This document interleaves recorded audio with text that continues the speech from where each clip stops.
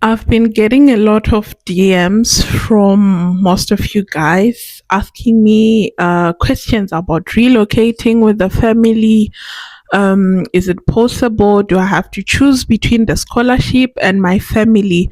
I get a lot of questions around that topic.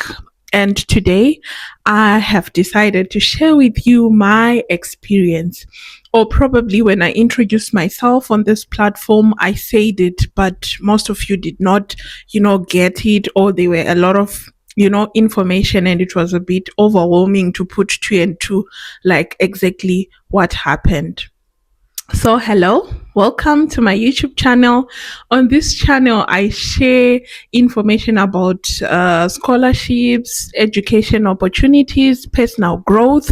I also share about my journey as a scholarship alumni and also as a PhD student, and also as a mom, how I'm juggling the family and the studies and everything.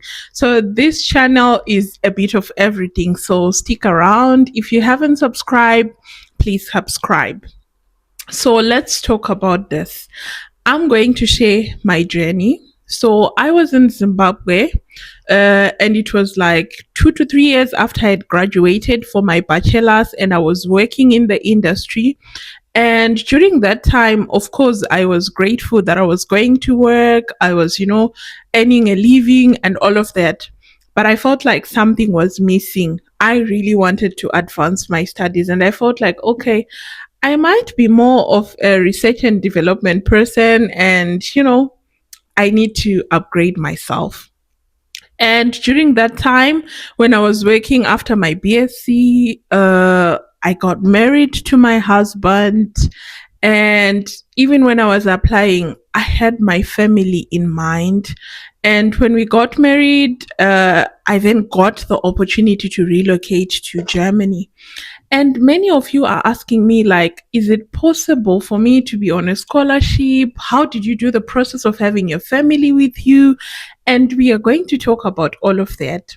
But based on my journey, my scholarship was enough for me to really relocate with my family. But remember, I was navigating territories that I wasn't, familiar with. And so we decided that I should go first. And also, I had like a young child. My son was like 9 months when I left. And you can imagine all that, having a 9 month old baby. And I was a first time mom. So they were, don't get me wrong, but there were quite a lot of things that were happening. Maybe if my son had grown up, was all grown up, yes, we would have come the same time. But during that time, I was a first time mom and my son was so young. So we made the decision, okay, you go, you see what exactly is going on, and then we'll follow. And when I relocated, I saw other people, they could apply for their student visas together with their families, or some of them, their families wait 1 year to relocate with them, and then they come. But in my case, it was a personal decision. Also, for my mental well being and also for settling down, my husband was also working in Zimbabwe. So we didn't want to put all eggs in one basket whereby I leave my job, he leaves his job, and we just put all our eggs in one basket. So it was a personal decision. But hear me, most student, most student visas allow you to bring your family as long as you have the amount to show that you can support your family during those times when you are in that country. So this was my personal decision, and this was something that we discussed with my husband. We were not ready to uproot him from Zimbabwe and all of that. So I relocated, I came. And when I came, trust me, we felt like it was the best. I was focusing on my studies, also trying to figure out how to navigate Europe. Remember, this was my first flight. My first flight was to come to Germany. So, this was my first time outside of my home country. And there were a lot of things that were going on. And I really wanted, to get used to the system. So I settled in, right? And when I came, I realized that there were a lot of things that were going on. And the money that we had was enough for my husband alone to relocate. And then later on, we would get our child. And we sat down again and we had to, reevaluate. And we were like, okay, if the money is not enough for him to come with my son, then it would be better that he stays until the money is enough for them to come together. The decision was, I left my son. He was so young. So I was a bit insecure to leave him. And we're like, okay, at least one of us has to be on the ground. Not that we didn't trust our family members with our child, but because we just felt like it would have been too much for him. At least one of us had to be with him on the ground. And that's the decision we made. And I went on to do my master's and I finished, right? And then after finishing, then we started working towards them joining me. Now, one thing that I also get, like, how many times did you go home? Like, how did you plan? Was the stipend enough? Was the breaks that you get in between, were they enough? I get a lot of questions about it. And here is how I took it. Honestly, going home when you're abroad is expensive. But what to me, it didn't make sense to say, okay, I have so many savings, yet I am depriving my husband and son to see me. So it was in our plans. Every year I had to go home, right? So I knew that I could be having so and so much amount in our account, but that didn't matter during that time. I went home as much as I could to see my husband. And trust me, that 1 month helped me to recharge. When I came back, I'd be so recharged and I felt like I was getting closer to our goal of being together and all of that. So this is my story. It doesn't necessarily have to be yours, but this is how I handled it. Any chance I got, I had to go home. And I used to go home during the semester breaks. And you get semester breaks. Depending on your program, some of the breaks you have to, especially if you're going with an Erasmus Mundus program, that program is packed. During break, you have to do internships, you have to do, other projects and all of that stuff. And trust me, for me, I made sure that I did my things knowing very well I need to use my time to go back home to recharge, see my family, and all of that. So it's possible if you make a decision to say, okay, I will go first, settle down, and then I'll take my family later. Please factor in that point that you might have to go back home every now and again because your visa has multiple entries. Because I was getting questions, people were like, okay, or what if I go and I'm not able to come back? The visa that you get has got multiple entries as a student. You can go home and come back as long as it is within the period that you're studying there. So that's what I did.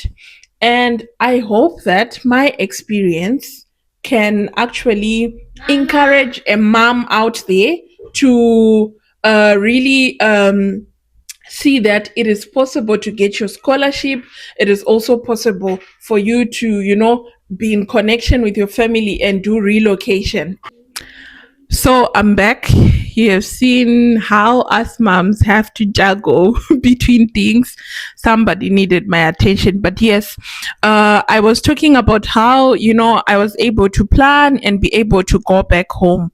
But you as a person, you might decide and you're like, okay, I won't go back home. It depends on like how you guys are holding up, you and your family.